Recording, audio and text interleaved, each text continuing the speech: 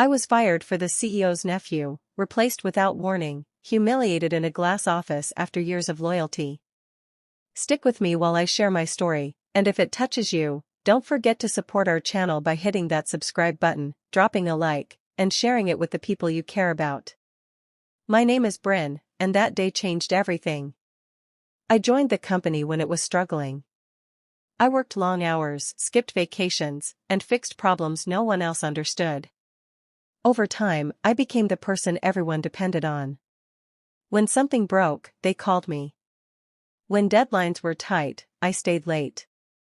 I believed hard work mattered. Then the CEO's nephew, Cole, was hired. He was friendly but untrained. Still, management treated him like gold. Slowly, my responsibilities were taken away and handed to him. I was asked to support him, even though he asked me basic questions every day. One morning, I was called into a meeting room with glass walls. HR was there. My manager would not meet my eyes. They said my role was being eliminated. Cole would take over. That was it. No thanks. No warning. Just a box for my things. What they didn't know was simple. I had designed the main system the company used. I didn't sabotage anything. I just knew how fragile it was without the right care. Within weeks, mistakes piled up. Orders failed. Reports were wrong. Clients complained. Late one night, I got a call. They needed help. Badly. I agreed to explain the problem. Calmly. Professionally.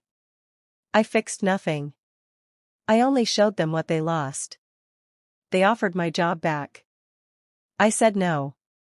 Walking away felt better than staying ever did. Bryn started her path at a small struggling firm, arriving early and leaving after dark, day after day. Experience came through pressure, not comfort. When others stepped back, Bryn stepped forward. Confusing breakdowns, silent errors, and risky moments landed on her desk, and solutions always followed. Over time, leaders noticed patterns. Growth happened faster. Crises ended sooner. Confidence spread across offices. Managers began leaning on Bryn during critical decisions. Access expanded. Responsibility deepened. Important tools, internal rules, and protection layers came under Bryn's control, not through luck, but through proven judgment. Trust did not arrive suddenly. It formed slowly through results. Each solved disaster strengthened belief. Each successful launch raised expectations. When audits approached, Bryn prepared structures. When threats appeared, Bryn reinforced defenses. Stability became routine because careful planning stood behind daily operations. Colleagues respected reliability. Executives praised consistency. New hires received guidance shaped by Bryn's experience. Quiet pride replaced exhaustion. Progress felt earned, step by step, without shortcuts or favors. This role became identity, purpose, and proof that effort mattered. Mistakes happened around her, yet recovery followed quickly. Responsibility carried weight, yet Bryn carried it well. Leadership relied on calm reactions rather than panic. Long-term planning replaced constant repair. Order replaced chaos. This foundation shaped future events. Every access point, backup path, and recovery option reflected Bryn's thinking. Nothing existed by accident. Each layer connected carefully, built through patience and understanding. By that stage, removal seemed impossible. Dependence ran deep. Stability relied on knowledge stored quietly inside Bryn's mind. What looked ordinary from outside actually rested on years of unseen effort. That unseen effort would soon matter more than anyone expected. Change entered quietly, wrapped in confidence that was never earned. A new face appeared near leadership, introduced with forced smiles and instant privilege. Credentials were thin, understanding shallow, yet doors opened easily. Desks shifted. Attention followed bloodline, not merit. From that moment, balance broke. Tasks once completed without doubt were suddenly reviewed twice. Decisions that used to move forward now stalled. Questions appeared where trust once lived. Each suggestion faced hesitation, as if reliability had expired overnight. Conversations changed tone.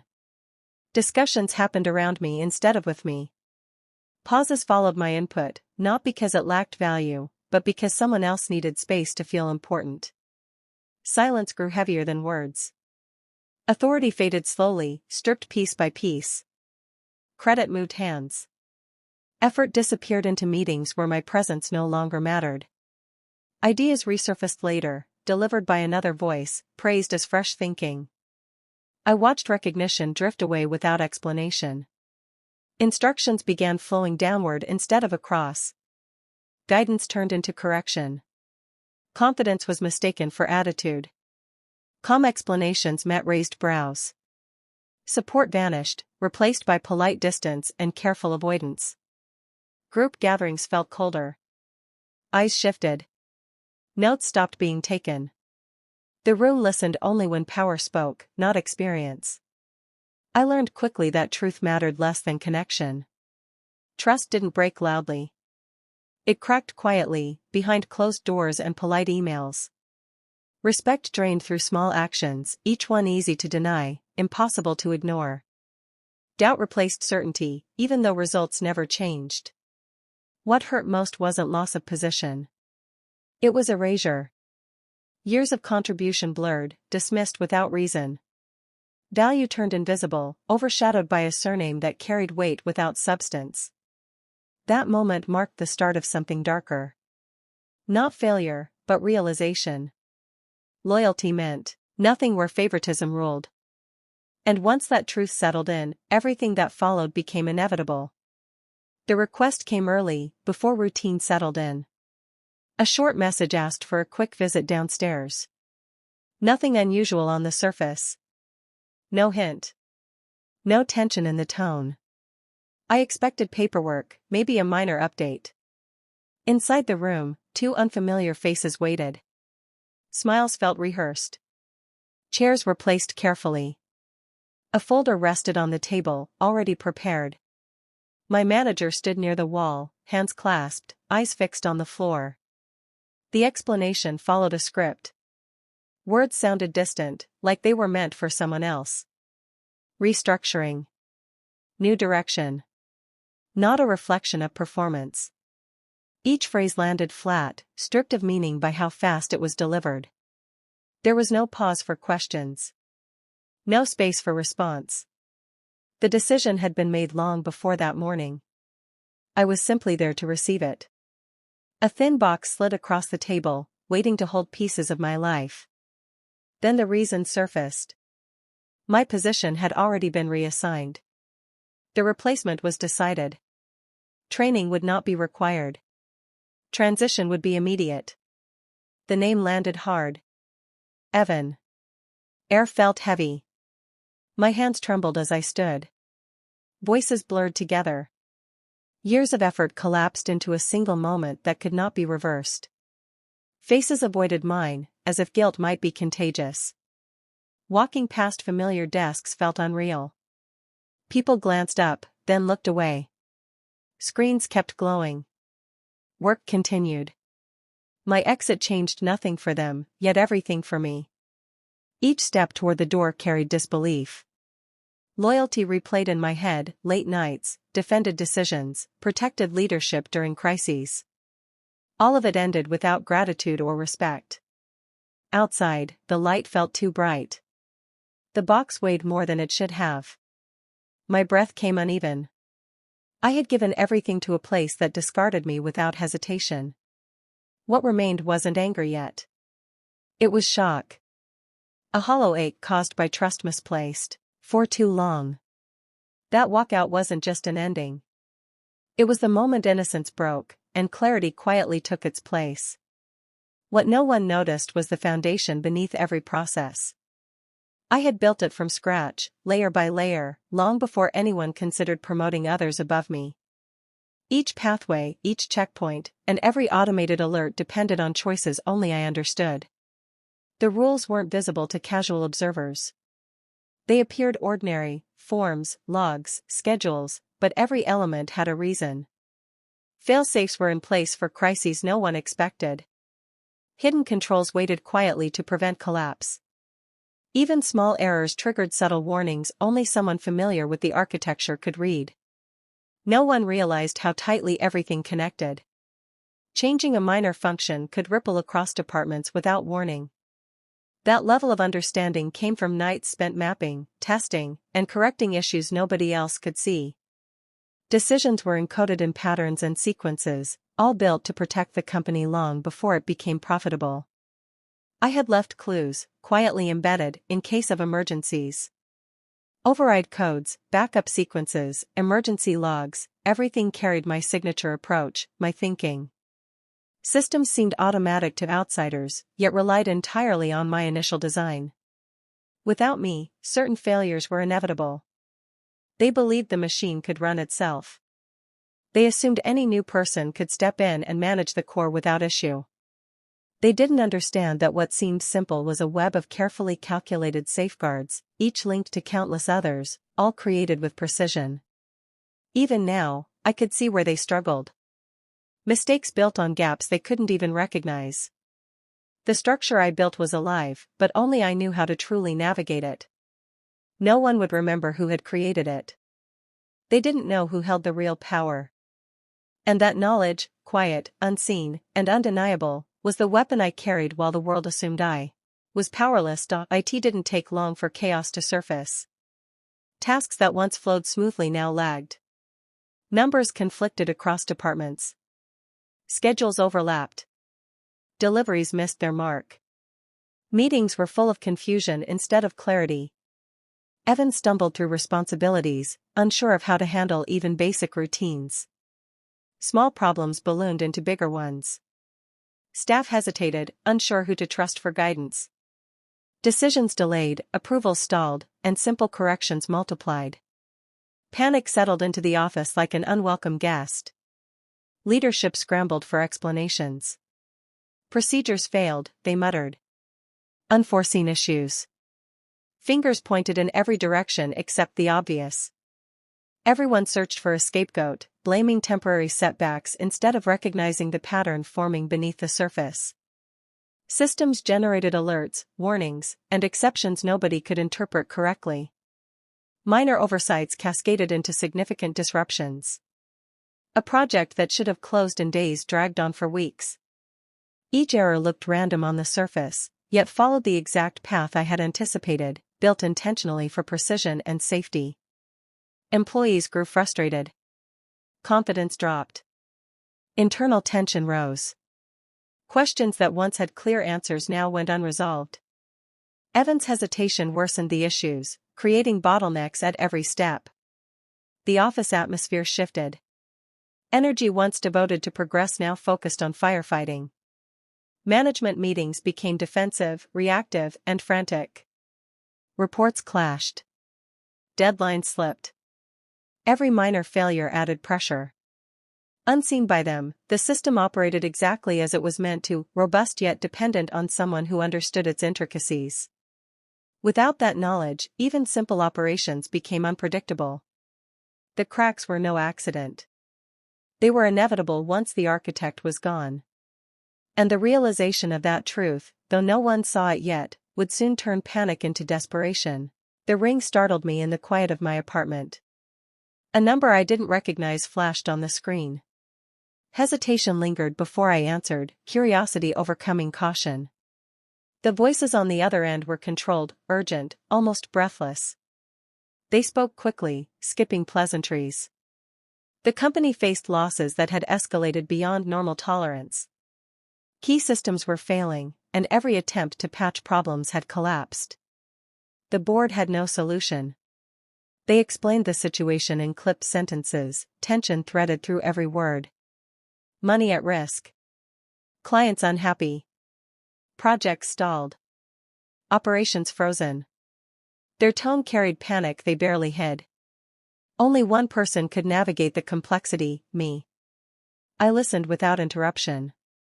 Names were mentioned, excuses offered, but desperation cut through all defenses. They needed access, guidance, and decisions only I could provide. Without it, months of work, and millions of dollars, were in jeopardy. No apologies came for what had happened weeks ago. No acknowledgement of the betrayal or missteps that led to this. The focus was singular: fix it. Now. And quietly. They were careful to emphasize discretion, as if my return should be invisible to the rest of the office. I weighed my options in silence, hearing the tension through their words. They were afraid. Not of losing me as an employee, but of losing control entirely. I asked a single question: what's the plan? Their hesitation confirmed what I suspected. There was none. Only panic and reliance on someone who had already been discarded. For the first time since I left, I realized the power balance had shifted. They needed me more than ever, and this time, I held all the cards. I arrived at the office late, the halls empty and echoing, carrying memories that still stung. The stairwell, the familiar hum of computers, even the smell of coffee, it all reminded me of how quickly trust had turned to dismissal. They waited in a small conference room, faces tight with urgency, hands fidgeting, trying to mask anxiety. I could see the fear in every glance, the silent acknowledgement that they had underestimated what they had lost. I listened as they outlined the problems, each sentence reinforcing how dependent they were on someone who actually understood the framework.